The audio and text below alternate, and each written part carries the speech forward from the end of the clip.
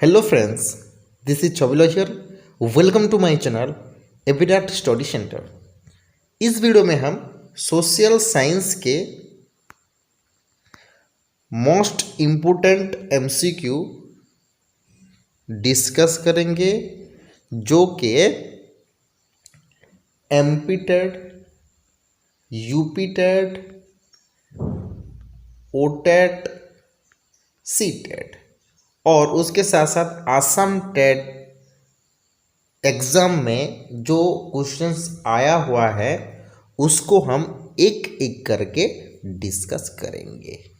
ठीक है, तो चलिए, अगर आप लोग अभी तक हमारे चैनल को सब्सक्राइब नहीं किए हैं तो चैनल को सब्सक्राइब कर दीजिए और बेल आइकन को दबा दीजिए। अगर सेशन पसंद आ रहा है, वीडियो पसंद आ रहा है तो कृपया लाइक कर दीजिए और उसके साथ साथ अपने दोस्तों के साथ इस वीडियो को जरूर शेयर कीजिए। तो चलिए, पहला क्वेश्चन देखिए। बीसी स्टैंड्स फॉर, बीसी का मतलब इसका फुल फॉर्म क्या है? देखिए, इसका जो राइट आंसर हो जाएगा option number 4, before common era. Before common era इसका राइट आंसर हो जाएगा। ठीक है, तो दूसरा क्वेश्चन जाते हैं। देखिए, how do you know today that ostriches were found in India during the Paleolithic period? या देखिए, ये आता है हमारे stone age. Okay, stone age में आता है 1 2 3, जिसको पेलियोलिथिक एज, मेसोलिथिक एज और न्यूलिथिक एज कहते हैं। ठीक है, तो पेलियोलिथिक एज में जो ऑस्ट्रिच हम इंडिया में, ऑस्ट्रिच जो इंडिया में मिला था वो कैसे हमें मिला था, कि ऑस्ट्रिच हमें जो सोर्सेस है ऑस्ट्रिच का वो कैसे हमें मिला था। ऑप्शन ज़रा पढ़िए, थोड़ा जूम कर दे रहा हूँ। देखिए, पढ़िए इसको, ऑप्शन को। How do you know today that ostrich were found in India during the Palaeolithic period? देखिए, बताइए ज़रा इसका आंसर क्या होगा। तो देखिए, इसका जो राइट आंसर हो जाएगा, इसका राइट आंसर हो जाएगा option number 4, large quantities of ostrich egg shells were found at Patna in Maharashtra. ठीक है, ये राइट आंसर हो जाएगा हमारे। हम क्या है कि जो महाराष्ट्र में जो महाराष्ट्र की जो पटना है, उस जगह पर हमें बहुत सारे जो ऑस्ट्रिच एग सेल्स है वो हमें मिला था, इसलिए हमें ऑस्ट्रिच के बारे में पता चलता है। ठीक है, चलिए नेक्स्ट क्वेश्चन की तरफ जाते हैं। देखिए, ये थोड़ा जूम को ऑफ करना पड़ेगा, तो इसको देखिए और आंसर बताइए। ये क्वेश्चंस को देखिए ज़रा। पहला जो है कॉनिफेरस फॉरेस्ट, यहाँ पर देखिए, इसको हम देखकर इसका आंसर चूज करना पड़ेगा। देखिए, कॉनिफेरस फॉरेस्ट जो है वो इसका आंसर हो जाएगा ऑप्शन नंबर आई। ठीक है, तो ये जो आई दिया हुआ है इसमें से कौन सा यहाँ पर ऑप्शन में दिया हुआ है? देखो, यहाँ पर 1 का हो सकता है और 4 का हो सकता है और 2 और 3 जो है यहाँ पर कट हो जाएगा। ठीक है, तो बी कौन सा हो सकता है? डबल आई या आई भी हो सकता है। तो डबल आई हो सकता है क्या, पहले देख लेते हैं बी का डबल आई नहीं होगा। ठीक है, इसका कौन सा राइट होगा? इसका राइट आंसर हो जाएगा आई भी। ठीक है, तो यहाँ पर देखिए, कॉनिफरस हो गया ये हमारे, और मेडिटेरियन वेजिटेशन जो है वो west and south west margin of the continent में है। तो इसका जो राइट आंसर हो जाएगा ऑप्शन नंबर 4। ठीक है, करेक्ट। तो इसका राइट आंसर क्या होगा? इसका राइट आंसर हो जाएगा ऑप्शन नंबर 4। ठीक है, तो नेक्स्ट क्वेश्चन की तरफ जाते हैं। क्वेश्चन नंबर 36, मतलब इसका जो प्रीवियस ईयर क्वेश्चन है उसका नंबर है 36। ठीक है, देखिए, consider the two statements and choose the correct options. यहाँ पर देखिए, next questions, consider the two statements that choose the correct option. इनमें से जो स्टेटमेंट दिया हुआ है कौन सा करेक्ट है उसको हमें चूज करना है और जो फॉल्स है उसको नहीं चूज करना है। तो पहला स्टेटमेंट क्या कह रहा है, Sahara once used to be a lush green plain, statement first. Statement second या बी क्या कह रहा है, cave painting in Sahara depicts rivers, crocodile, elephant, lion, cattle and goats. तो बताइए ज़रा इसका राइट आंसर क्या होगा।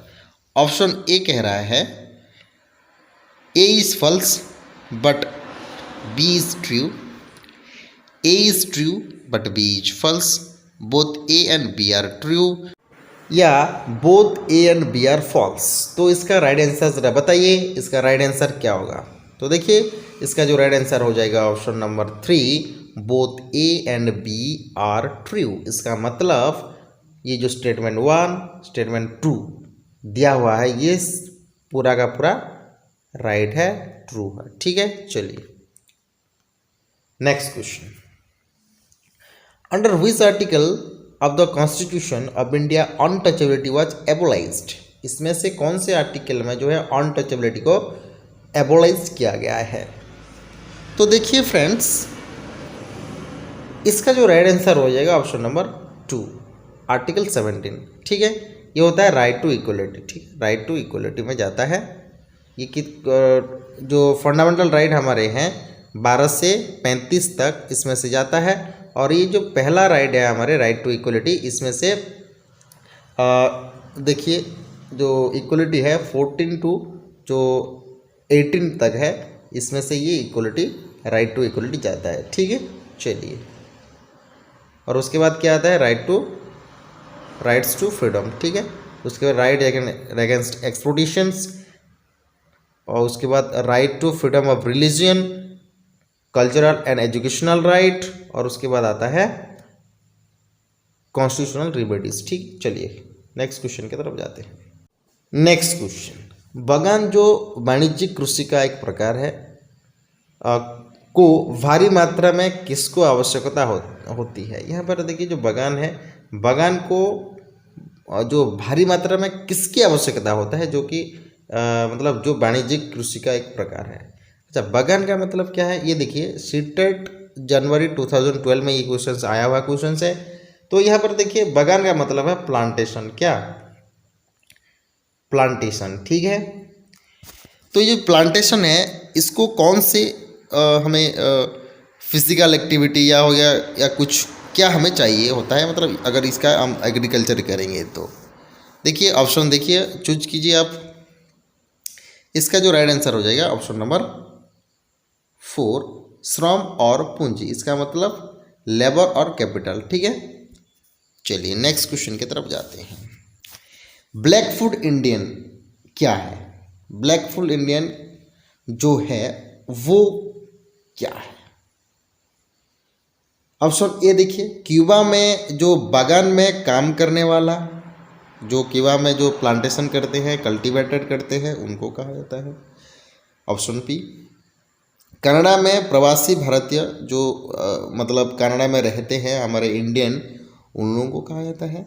या निकोबार द्वीप समूह में प्रचलित बीमारी, ये एक बीमारी है जो निकोबार द्वीपपुंज में, निकोबार आइलैंड में वो जो है उसको हम ब्लैक फूट इंडियन कहते हैं। या उत्तरी अमेरिका में एक देसी जनजाति, इसका मतलब कौन सा होगा, बताइए ज़रा इसका राइट आंसर क्या होगा। कमेंट बॉक्स में आप दे सकते हैं इसका सही जवाब। तो देखिए इसका जो सही जवाब हो जाएगा ऑप्शन नंबर डी, उत्तरी अमेरिका में एक देसी जनजाति। ठीक है, चलिए नेक्स्ट क्वेश्चन की तरफ जाते हैं। ग्रेट सर्कल मीन्स, देखिए ये जो ग्रेट सर्कल होता है वो किसको कहा जाता है, tropic of Cancer, equator, tropic of Capricorn, poles, बताइए। सिंपल सा आंसर है, अगर हम देखेंगे तो जो ग्रेट सर्कल है इसको हम इक्वेटर बोलते हैं, क्या बोलते हैं, इक्वेटर। इसका राइट आंसर हो जाएगा। अगर यहाँ पर देता तो लॉन्गिट्यूड, अगर मान लीजिए ये लॉन्गिट्यूड होता और इक्वेटर नहीं देता तो वो होता राइट आंसर, ध्यान में रखिए। ठीक है, लॉन्गिट्यूड होता। नेक्स्ट क्वेश्चन क्या है, दादरा एंड नगर हवेली क्या है, ये यूनियन टेरिटरी है। ठीक है, चलिए नेक्स्ट क्वेश्चन की तरफ जाते हैं। द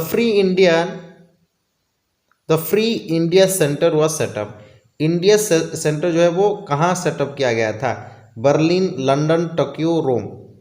सिंपल सा क्वेश्चन है, ऑप्शन नंबर डी हो जाएगा इसका राइट आंसर, जो कि सुभाष चंद्र बोस ने किया था।